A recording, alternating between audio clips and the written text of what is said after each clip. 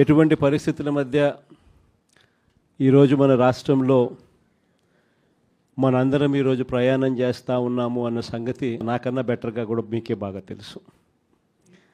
ఎందుకనంటే ఈరోజు ఒక రాక్షస యుగంలో ఉన్నాం. నేను మొన్నెవరో నా దగ్గరికి వస్తూ ఉన్నప్పుడు కూడా నేను ఏదో అంటూ ఉంటే, కలియుగంలో రాజకీయాలు చేయాలి అని అంటే ఈ యుగం చంద్రబాబు యుగంలో రాజకీయాలు చేయాలి అని అంటే ఈ రాజకీయాలు చేసేటప్పుడు కేసులు వేస్తారు అన్న భయం లేనప్పుడే రాజకీయాలు చేయగలుగుతాం. జైళ్ళకు పంపినా కానీ పర్వాలేదు చంద్రబాబు నిన్ను ఎదుర్కొంటామనే ధైర్యం ఉంటేనే రాజకీయాలు చేయగలుగుతాం. అలా ఉండగలిగిన తెగువ ఎవరికైనా ఉంటేనే రాజకీయాల్లో ఉండగలగాలి, చేయగలగాలి అనేది మాత్రమే ఈ కలియుగంలో మనం నేర్చుకుంటా ఉన్న పాఠం అని చెప్పి చెప్తా ఉంటాం. ఈరోజు నిజంగానే రాజకీయాలు అలానే తయారయ్యి చంద్రబాబు నాయుడు ఈరోజు చేస్తూ ఉన్న రాజకీయంలో కనీసం 1% కూడా మనం ఆ రోజుల్లో ఎప్పుడు చేయలే.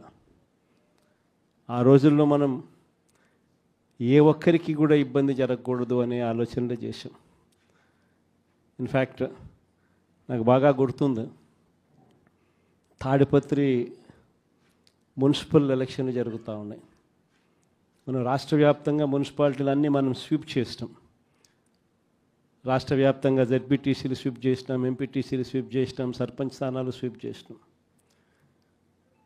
మున్సిపల్ ఎలక్షన్లలో కూడా మనం ఓడిపోయింది బహుశా రాష్ట్ర వ్యాప్తంగా ఒక 2 మున్సిపాలిటీలు మనం ఓడిపోయినాం. అందులో తాడిపత్రి ఒకటి. వాళ్ళకు 18, మనకు 16. కేవలం వాళ్ళకు తేడా 2. మన ఎమ్మెల్యే వండుకొని అన్న 2 తేడా ఎత్తేద్దామన్నాడు. ఆ రోజు నాకు బాగా గుర్తుంది, అలా నేను ఒప్పుకోలా. మన ఎమ్మెల్యే అయినని కూడా నేను హౌస్ అరెస్ట్ చేయించిన. మన ఎమ్మెల్యేని నేను హౌస్ అరెస్ట్ చేసి ఎన్నిక జరిపించి తాడిపత్రి మున్సిపాలిటీ సవ్యంగా జరిగించి చివరిగా తెలుగుదేశం 18 వాళ్ళకు, 16 మనకు న్యాయబద్ధంగా ప్రజాస్వామ్యబద్ధంగా ఎన్నిక జరిగింది ఆ రోజు. కానీ ఈరోజు చూస్తే పరిస్థితి ఎలా ఉంది అని చెప్పి ఒకసారి చూస్తే, మనమేమో అప్పట్లో జగనన్నకు చెబుదామని చెప్పి ఒక టెలిఫోన్ నెంబర్ ఇచ్చా, స్పందన అని ఒక ప్రోగ్రాం కూడా పెట్టా. ఎవరికి ఏ ఇబ్బంది వచ్చినా కూడా కులం చూడలా, మతం చూడలా, రాజకీయాలు చూడలా, పార్టీ చూడలా, చివరికి తెలుగుదేశం వానికి కూడా ఏదైనా ఇబ్బంది వచ్చినా కూడా జగనన్నకు చెబుదామని చెప్పి ఫోన్ చేస్తే చాలు, ఎమ్మెల్యేలు అడ్డుకున్నా, ఇంకొకరు అడ్డుకున్నా కూడా జగనన్నకు చెబుదామనే నెంబర్కు ఫోన్ చేస్తే చాలు వెంటనే స్పందన ఉండేది, వెంటనే పరిష్కరించే పరిస్థితి మన హయాంలో మనం చేసాం.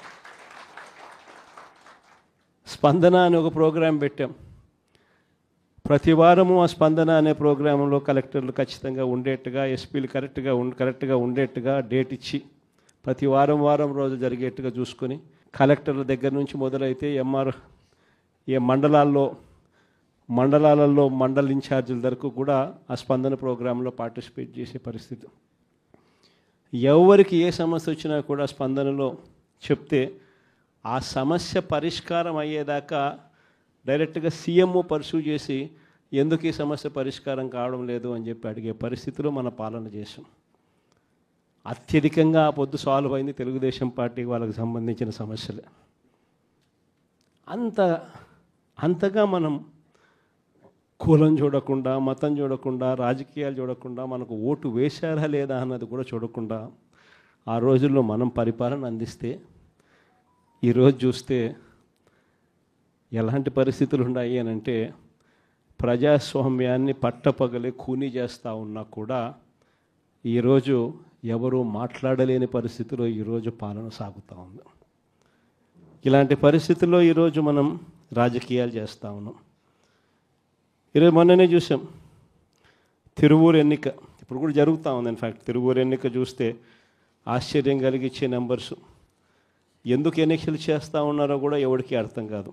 అక్కడ తిరువూరు పరిస్థితి ఏమిటి అని అంటే, 17 వైఎస్ఆర్సీపీ గెలిస్తే 20లో 3 టీడీపీ.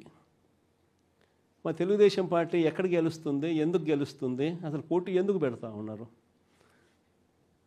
అయినా దాన్ని కూడా లాగేసుకోవాలి అని చెప్పి తాపత్రయంతో బలవంతం చేసి ప్రలోభాలు పెట్టి 17 మందిలో నుంచి ఒక 5 మందిని లాక్కొని చివరికి వైసీపీ 12, తెలుగుదేశం పార్టీ 8కి వచ్చినారు.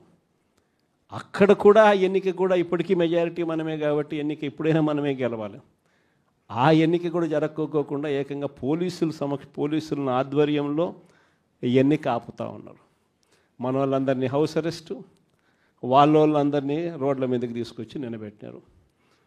ఈరోజు హౌస్ మోషన్, కోర్టులో హౌస్ మోషన్ ఈరోజు మనం మూవ్ చేసి ఈరోజు ఆ ఎన్నికకి సంబంధించి ప్రొటెక్షన్ ఇచ్చి పోలీసు వాళ్ళని తీసుకొని పోయి ఎన్నిక జరిపించమని చెప్పి కోర్టులు చెప్తే ఆ ఎన్నిక జరుగుతుందో జరగదో కూడా ఇంకా తెలియదు.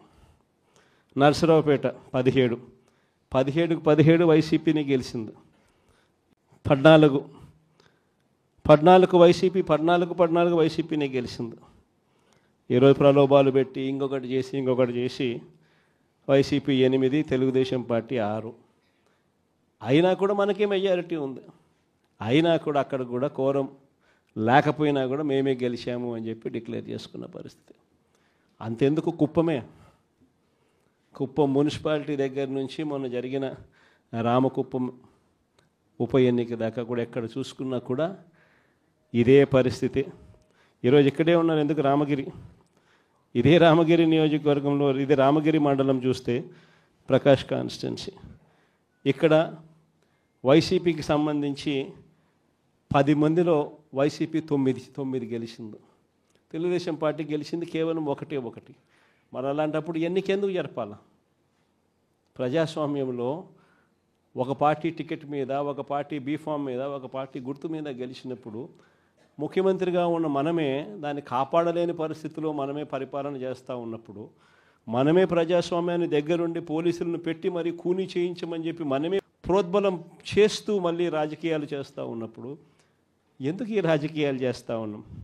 ఈరోజు ఇదే రామగిరిలో ఇప్పటికీ కూడా 6 మంది మనము, 9 మందిలో 3 వాళ్ళు లాక్కున్నారు. అయినా ఇంకా 6 మంది మనమే మెజారిటీ. ఎన్నిక పెడితే మనమే గెలుస్తాం. కానీ ఎన్నిక పోస్ట్పోన్ చేస్తూ ఉన్నారు. చివరికి కోరం లేదని చెప్పి అది కూడా వాళ్ళ ఖాతాల్లో వేసుకుంటారు.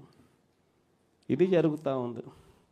పాలకొల్లు కూడా ఇక్కడికి వచ్చినారు కూడా బలవంతం చేస్తే 18 మందిలో వైసీపీ 14, టీడీపీ 4 గెలిచింది. ఒకరిని లాక్కున్నారు ఎంతో కష్టపడితే. మిగతా వాళ్ళందరూ గట్టిగానే ఉన్నారు. అక్కడ కూడా ఇంకా చేయగలిగింది ఏమీ లేక వదిలేసినట్టున్నారు. ప్రజాస్వామ్యం కూనీ అయిపోయిన పరిస్థితుల మధ్య ఈరోజు మనం అంతా కూడా ఈరోజు ఏకమవుతా ఉన్నాం. మామూలుగా ప్రతి ప్రభుత్వానికి కూడా ఒక సంవత్సరం పరిపాలన చేస్తే ప్రభుత్వ వ్యతిరేక ఓటు అనేది అంతో ఇంతో ఉంటుంది. అది మామూలుగా సంవత్సరం పరిపాలన చేసిన పార్టీకి ఈ లెవెల్లో మామూలుగా ఎక్కడైనా ఉంటే, చంద్రబాబు నాయుడు గారి పరిపాలన చేస్తా ఉన్న తెలుగుదేశం పార్టీకి మాత్రం ఈ సంవత్సర కాలంలోనే ఇక్కడ ఉంది ప్రభుత్వ వ్యతిరేక